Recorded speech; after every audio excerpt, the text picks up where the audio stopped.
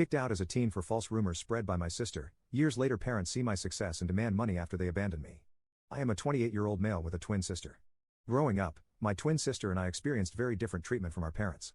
My parents genuinely seemed convinced for some reason that my sister was destined for greatness, while I was the so-called black sheep, just because I was more interested in playing sports or making new friends than studying. They constantly compared us, which was demoralizing and bruised my self-esteem from a young age. As a child, I had to watch my sister have extravagant parties on our birthday with her friends while I was treated like an afterthought. She often had sleepovers with her friends, while I was never even allowed to bring my friends back to our place. To be honest, I loathed every minute of my childhood. The only person in the family who seemed to care about me was my grandfather. When he visited us, he always brought me my favorite chocolates and occasionally slipped a few dollars to me so that I could treat myself later. As the years passed, this blatant favoritism for my twin sister gradually transformed into emotional abuse directed at me. My parents would openly mock my grades and belittle my hobbies. It felt as though no matter how much I tried, I could never meet their expectations of being the perfect child. Although I was good at sports, they barred me from participating in extracurricular activities as they wanted me to concentrate only on studies just like my sister.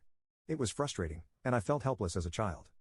Later in my sophomore year, I got grounded yet again, and this time, the crime? Having Snapchat on my phone. I had done absolutely nothing wrong except like all teenagers at my age, I had downloaded this app to stay connected with my friends.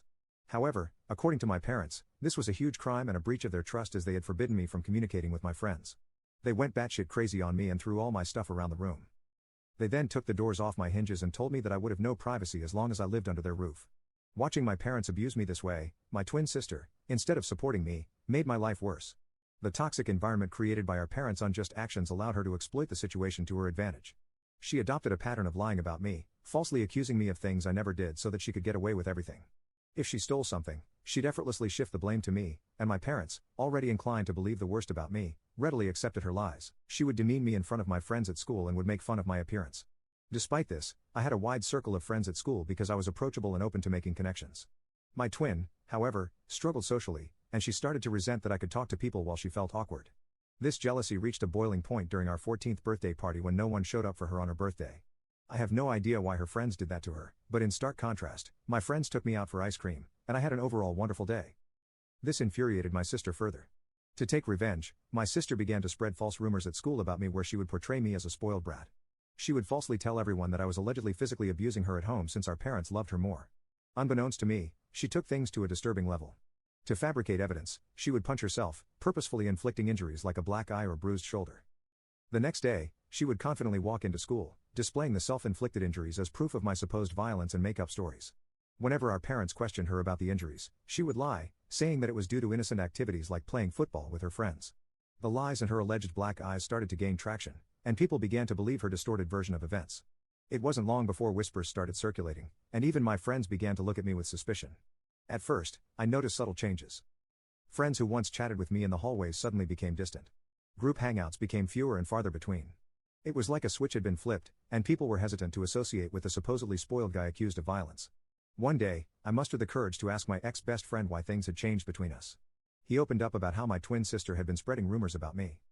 He revealed the detailed lies she had told everyone, accusing me of things I had never done. I was shocked to hear his words. The feeling was a mix of disbelief and betrayal, as if the ground beneath me had given way. My sister, someone I grew up with, was spreading lies about me, accusing me of things I would never even dream of doing. It was a betrayal that cut deep, leaving me with a knot in my stomach and a heavy heart. I confronted my sister the day after school, but she chose to ignore me. I begged her to stop lying about me, but she smirked at me and told me that I deserved to rot alone. I was at a loss for words because her lies and behavior were starting to scare me. I wanted to talk to my parents, but I was afraid that they would believe my sister over me. The isolation stung, especially because I had always been open to making friends. It felt like my sister's jealousy-fueled lies were tearing down the connections I had built over the years. Teachers, too, began to catch wind of the rumors. It was a surreal experience, as if I were living in a parallel reality where my true self was overshadowed by the malicious stories spun by my own twin. The lies had grown beyond mere teenage gossip. They were now shaping how people truly perceive me. The nasty rumor quickly reached my principal's ears, and then my worst nightmare came true.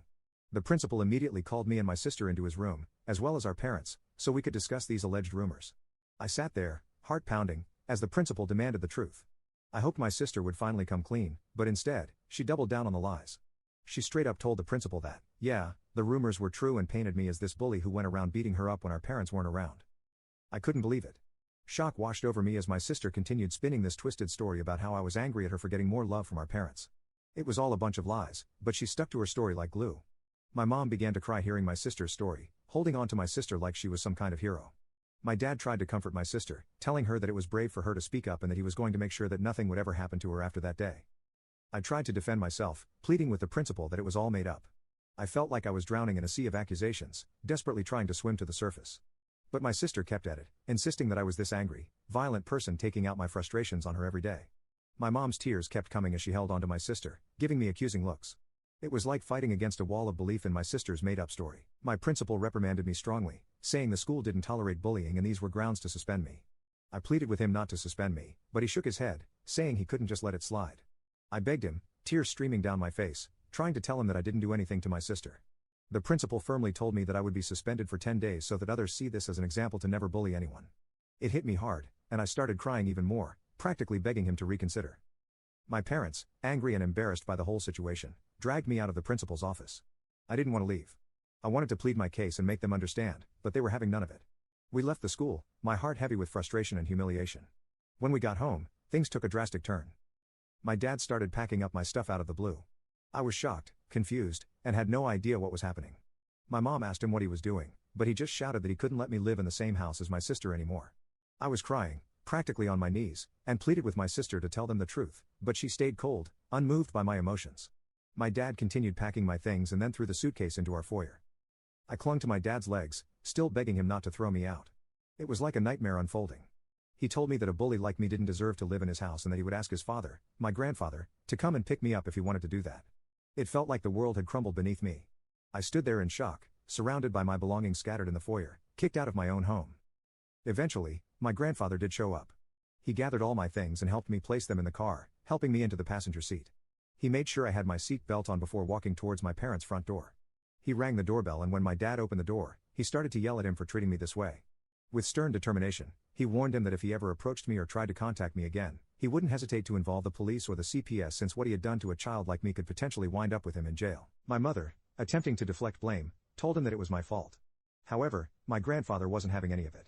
He stood his ground, defending me, emphasizing that I was just a child who didn't deserve to be treated in such a heartless manner. That was the first time in my life I felt how powerful my grandfather was. He didn't back down to my parents and unlike what they believed, he trusted me. Eventually, we drove away, leaving behind my home, the only place I had ever grown up in. I can't even begin to put into words how indescribable the pain I felt during that time. I remember just crying on the bed and not eating anything despite how much my grandfather urged me to.